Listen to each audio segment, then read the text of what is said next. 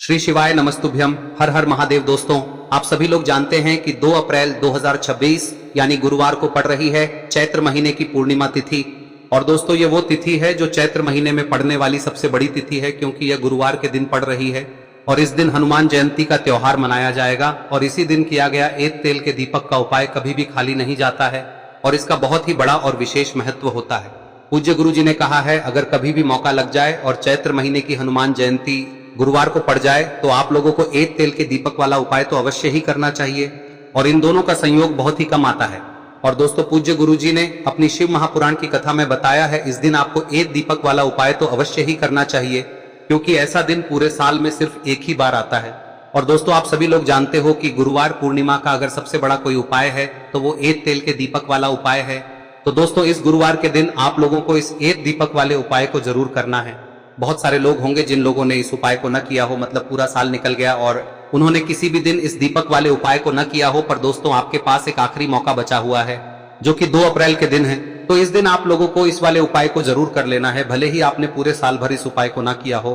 पर अगर आपने इस चैत्र महीने में पड़ने वाली हनुमान जयंती के दिन अगर इस वाले उपाय को कर लिया तो आपको इस उपाय को करने का वो फल मिलेगा जिसकी आपने कभी कल्पना भी नहीं करी होगी। इसीलिए आप लोग इस वाले उपाय को एक बार जरूर कर लेना, ताकि आप लोगों के हाथ से यह मौका ना जा सके और आपको इस उपाय को करने का फल मिल सके।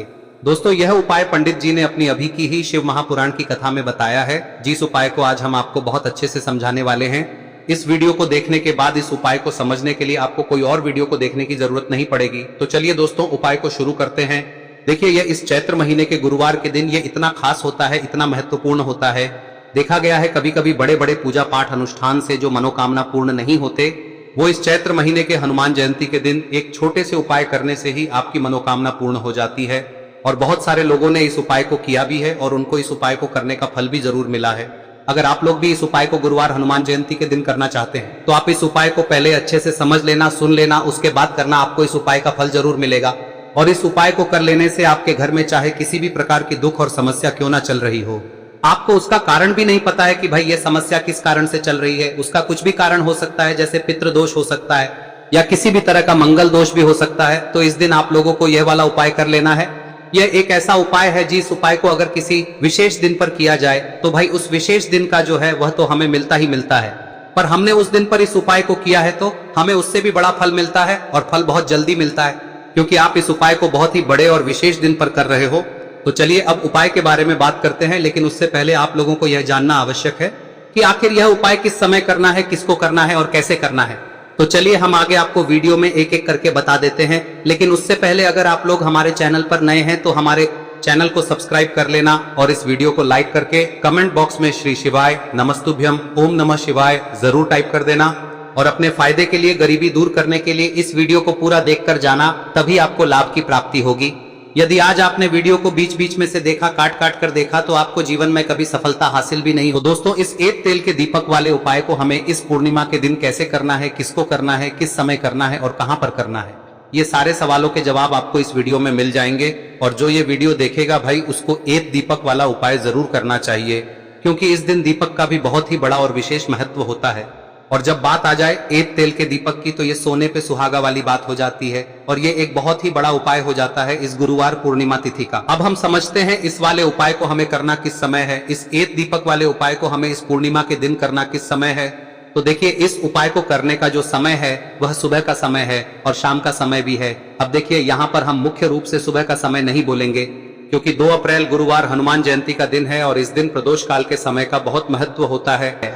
बाकी अगर सुबह के समय भी करेंगे तो भी अच्छा होगा, उसमें कोई भी दिक्कत वाली बात नहीं है। तो चलिए जानते हैं इस विशेष उपाय के बारे में। लेकिन उससे पहले एक प्रार्थना, अगर आप इस चैनल पर नए हैं तो आप इस वीडियो को लाइक करें, चैनल को सब्सक्राइब करें और कमेंट बॉक्स में आप अपनी राशि या अपना नाम जरूर डाल दें, क्योंकि हम राशि से जुड़ा भाग्य भी बताते हैं और भाग्य में चल रही परेशानियों को दूर करने के लिए वह आसान से आसान उपाय भी बताते हैं। तो चलिए अब हम अपने सबसे पहले उपाय की बात कर लेते। देखिए, चैत्र मास के दिनों में विशेषकर भगवान शिव और माता पार्वती और विष्णु भगवान का पूजन किया जाता है। अब साथ ही साथ हनुमान जयंती का दिन भी पड़ गया है, तो ऐसा समझ लीजिए आपके जीवन में धन भी आएगा, सुख भी आएगा, धन बढ़ेगा भी, और साथ ही साथ आपके जीवन के सारे संकटों को भगवान शिव जी दूर कर देंगे। तो चलिए सबसे पहले बात कर लेते हैं सबसे पहले उपाय की, जो कि हनुमान जयंती वाले दिन आपको विशेषकर करना है। और इस उपाय को करने से आपकी कोई भी ऐसी इच्छा कोई भी विश जो अभी तक अधूरी है, पूरी नहीं हो रही है, तो आपकी बड़ी से बड़ी विश और मनोकामना भी पूरी हो जाती है। जब आप हनुमान जयंती वाले दिन इस पहले उपाय को कर लेते हैं तो देखिए, आप सभी जानते हैं कि श्री हरि विष्णु जो है उन्हें तुलसी दल सबसे प्रिय है। बिना तुलसी माता के श्री हरि विष्णु अधूरे हैं और बिना तुलसी पत्तों के श्री हरि विष्णु का भोग अधूरा है। अब श्री हरि विष्णु को प्रसन्न करके आप अपनी किसी भी मनोकामना को पूरा कर सकते हैं, क्योंकि श्री हरि विष्णु प्रसन्न हो गए तो आपकी कोई भी विश और इच्छा मनोकामना अधूरी नहीं रहेंगी। तो आपको तुलसी के 5 पत्ते लेने हैं। अब ये 5 तुलसी के पत्ते जो आपने लिए हैं, ये 5 तुलसी के पत्ते आपको श्री हरि विष्णु को अर्पित करने हैं। अपने घर के मंदिर में ही ठीक है, ऐसा आपको करना है। आपके घर में श्री हरि विष्णु की कोई मूर्ति है, प्रतिमा है, वहां पर यह 5 तुलसी के पत्ते आप रखें और साथ ही साथ एक देसी घी का दीपक गोल बाती का आपको लगाना है और ओम नमो भगवते वासुदेवाय नमः इस मंत्र का आपको 11 बार जप करना है। देखो मंत्र कौन सा है, ओम नमो भगवते वासुदेवाय नमः, और फिर श्री हरि विष्णु से अपनी विश, अपनी इच्छा, अपनी मनोकामना कह देना और फिर देखना आपकी विश और इच्छा, जो भी आपकी मनोकामना है, जो भी अपने जीवन में आपको चाहिए। अगर निर्धनता बहुत है, आप अपने घर से गरीबी को दूर करना चाहते हैं, या फिर धन आपका बढ़ता नहीं है, आप चाहते हैं कि आपका धन बढ़े, या फिर आपके घर में फिजूल खर्ची बहुत होती है, पैसा आपके पास नहीं रुकता है, आप चाहते हैं कि पैसा आपके पास रुके, या फिर घर में कोई व्यक्ति ऐसा है जो बहुत बीमार रहता है, या फिर किसी का विवाह नहीं हो पा रहा है, तो जो भी आपकी इच्छा है, जो भी आपके विश है, बस एक बार श्री हरि विष्णु से कह दें। दिन है, साथ ही 7 साल का सबसे बड़ा दिन है। यह दिन इतना उत्तम है कि जो आप श्री हरि विष्णु से मांग लेंगे, जो उनसे कह देंगे, वह आपकी विश, आपकी मनोकामना को बहुत जल्दी पूरा कर देंगे। तो यह पहला उपाय है। चलिए बात करते हैं दूसरे उपाय की। देखो, यदि आपके जीवन में आर्थिक संकट बहुत अधिक हो रहे हैं, धन की समस्या लगातार जीवन में बनी हुई है, एक एक रुपयों को प्राप्त करने के लिए आपको बहुत अधिक मेहनत कर रहे हैं, तो आज रात्रि में सोने से पहले आपको हो यह चमत्कारी दीपक का उपाय अवश्य करना है। या फिर यदि आपका जो व्यापार है, बिजनेस है, दुकान है, वह अच्छे से नहीं चल पा रही है, तो आज रात्रि में इस विशेष दीपक का उपाय आपको अवश्य करना चाहिए। देखो दोस्तों, दीपक हमारे घर में सभी नकारात्मक शक्ति को बाहर करता है। यह उपाय आपको साल में केवल एक बार करने का ही मौका मिलता है। देखिए, इस उपाय के लिए आपको तुलसी जी की जो सूखी लकड़ी होती है उसे ले लेना है। देखिए दोस्तों, यदि आपके पास पुरानी तुलसी जी की लकड़ी है तो उसे आप ले सकते हैं, और यदि आपके घर में तुलसी जी जो लकड़ी है वह सूखी हुई है तो उसकी लकड़ी आप तोड़ के इस्तेमाल कर सकते हैं। लेकिन आपको ध्यान रखना है कि सूर्यास्त से पहले पहले ही आपको ये जो तुलसी जी की लकड़ी है इसे अवश्य ही तोड़ लेना है। तो इस उपाय के लिए आपको सबसे पहले तो एक मिट्टी का दीपक लेना होगा, चाहे तो आटे का दीपक भी ले सके, क्योंकि आटे का दीपक सभी दीपक में सर्वोत्तम माना गया है। इस दीपक के अंदर आपको शुद्ध घी का प्रयोग करना होगा, और इससे दीपक के अंदर आपने जो तुलसी जी की लकड़ी ली है उसे भी रख देना है। लेकिन ये जो तुलसी जी की लकड़ी है, इसमें आपको चारों तरफ अच्छे से घी लगा लेना है।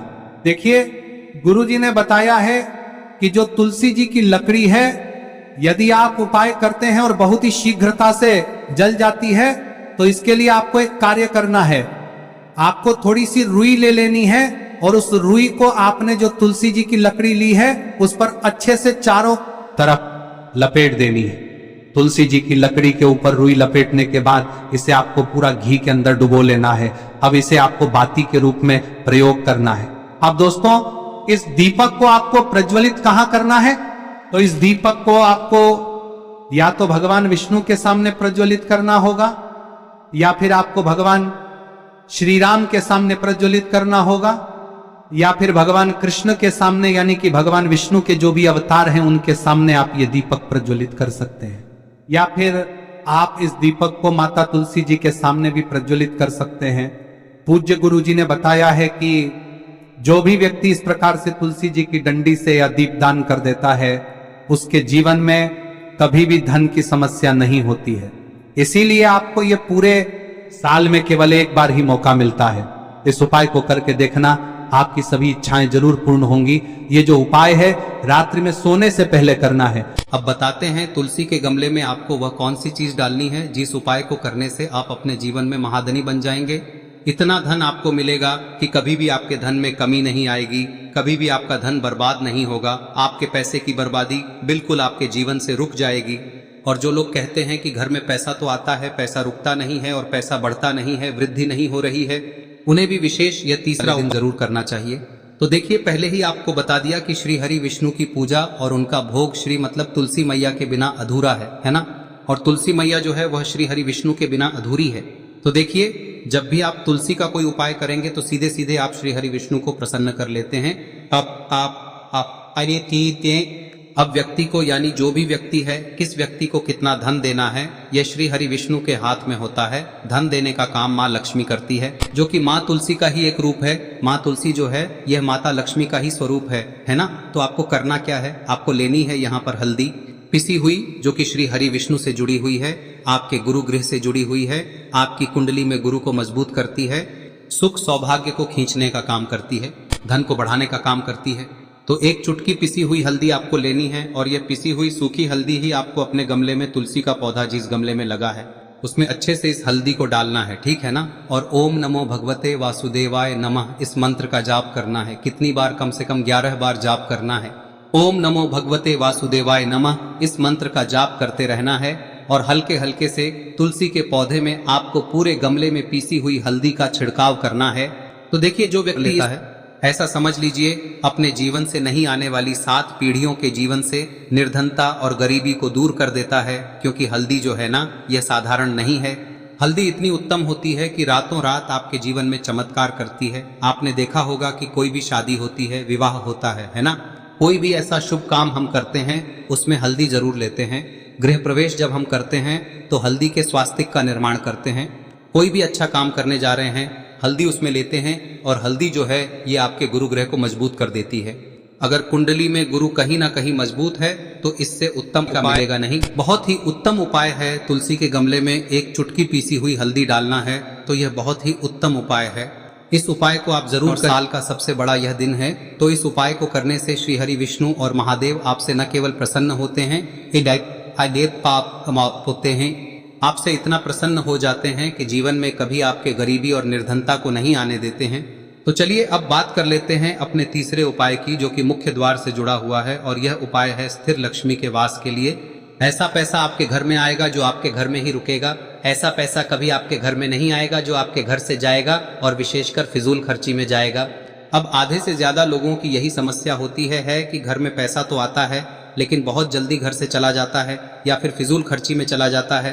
तो धन की बर्बादी जिन लोगों के घर में हो रही है उन्हें विशेषकर यह तीसरा उपाय करना है, या जिन लोगों के पास बिल्कुल पैसा आना बंद हो गया है, सर पर लगातार कर्जा बढ़ रहा है, उन्हें भी यह विशेष तीसरा उपाय करना है। तो देखिए, आपको फिर से क्या लेना है, हल्दी लेनी है पीसी हुई, जो कि श्री हरि विष्णु से ही जुड़ी हुई है ना।